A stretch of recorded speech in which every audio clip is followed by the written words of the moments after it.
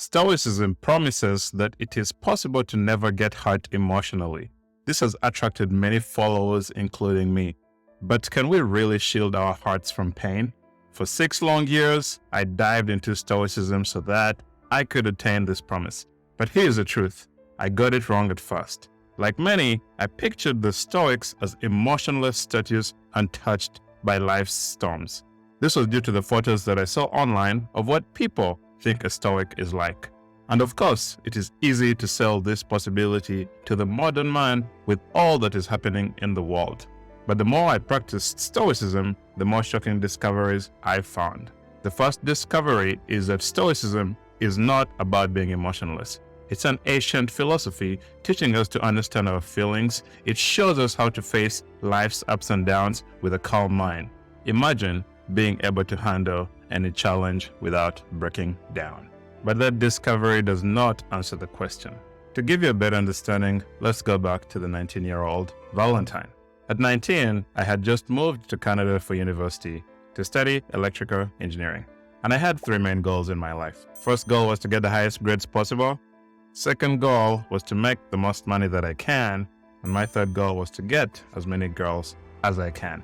What else can a 19-year-old guy wish for? While pursuing my goal of getting girls, I was unsurprisingly rejected by the girl that I really liked. And that rejection opened a floodgate of old memories and pains. Memories of my father who was physically abusive. Memories of my school days in Africa where guys would make fun of my ugly shoes. My mom thought those shoes were really durable, and to African moms, looks don't really matter. And of course, I had the ever-present fear. Would I ever make it in engineering in Canada? Because I would always remember what my grandfather told me before I left Uganda. He told me, "My son, you shouldn't fail when you go to Canada. Why go all the way to Canada to fail after paying $300,000, yet you can fail here in Uganda for free?" The weight of these memories was too much. I needed a way to not feel this pain. So I turned to Google and I typed in, "how to never get sad again." And that's when I stumbled upon Stoicism. The first thing that I came across was The Ideal Stoic Man by Seneca. And it talked about a man who was strong, not just physically, but mentally. A man who could face any challenge and remain calm. A man who understood his emotions, but was not ruled by them. Seneca wrote phrases like, "The wise man is fortified against all inroads. He is alert. He will not retreat before the attack of poverty, or of sorrow, or of disgrace, or of pain." The first time I saw these words, I thought to myself, this is a kind of strength that I am searching for. This is how many depict Stoicism. Some guy with a six-pack that is never fazed by anything. But if you delve deeper into Stoicism, something I suspect 90% of people that sell Stoicism haven't done, you will find the second discovery that I found.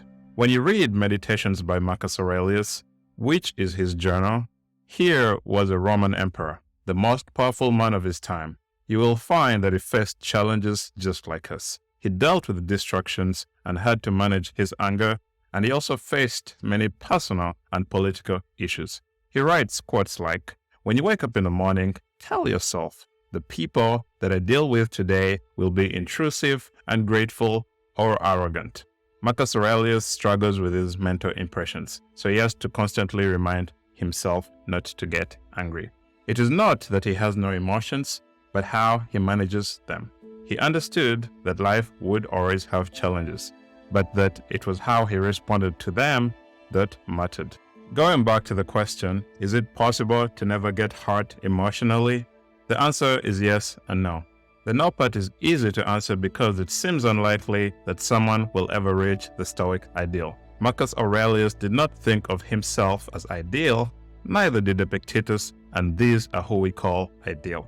But on my 4-year journey, I found out why the answer could be yes. Stoicism teaches it is not events that disturb people, but it is their opinion about those events that disturb them. And I found this to be true. If you shared my current mind with my 19-year-old self, my 19-year-old self would consider me emotionless, just like the way people may consider Marcus Aurelius emotionless. That is because both sides have different judgments about events. The things that used to disturb me, like anger towards my father, negative remarks from people, rejections and angry people, just don't affect me anymore. And that is because I judge and interpret these events differently. Let's use an example of someone trying to bring me down on social media. I get a lot of racist comments because I'm Black. Sometimes I may make videos that trigger people. So whenever I see these comments, I think to myself, I know that it is only a sick mind that would try to do that intentionally. Why should I get mad at a madman? And even if I suffer shame, it will soon be forgotten. Or maybe these people are just having a bad day. Maybe what I said is wrong, and then it is in my best interest to change, and I did it out of ignorance. There's so many reasons why someone would try to bring you down, and we can never know why. But if you have correct thoughts to think about such an event, then you're likely not to get disturbed by that event. Now that you can reach a state where you are unbreakable, I'll share what tactics the ancient Stoics used. Epictetus, the great Stoicism teacher, once said, "With regard to anything that is a source of delight to you, or is useful to you, or of which you are fond, remember to keep telling yourself what kind of thing it is, starting with the most insignificant. If you are fond of a jug, say to yourself, 'This is a jug that I'm fond of.' And then if it gets broken, you won't be upset. If you kiss your child or wife, say to yourself that it is a human being that you are kissing. And then if one of them should die, you won't be upset." So who was Epictetus? He was born a slave, and he rose above his mental and physical chains, becoming a leading Stoic philosopher.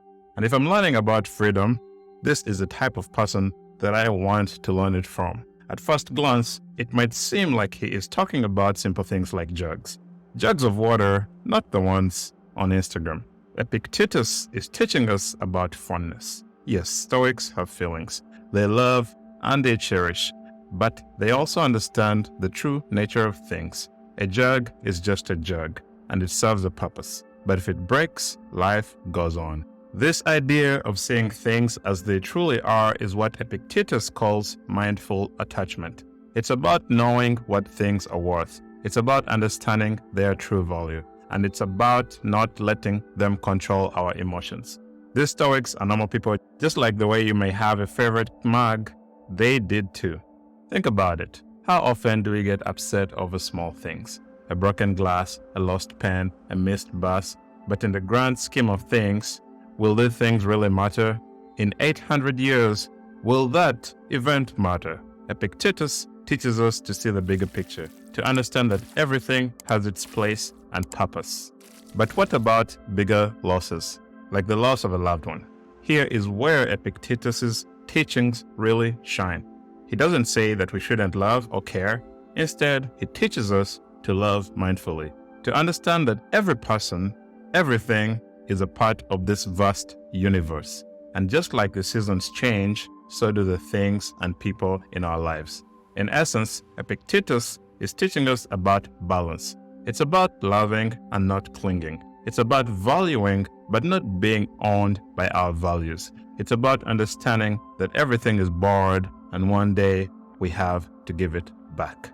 He makes fun of us and says, "You should remind yourself that what you love is mortal, that what you love is not your own. It has been granted to you just for the present, not irrevocably and not forever, but like a fig or a bunch of grapes for a particular season of the year. So that if you long for it in the winter, you are a fool.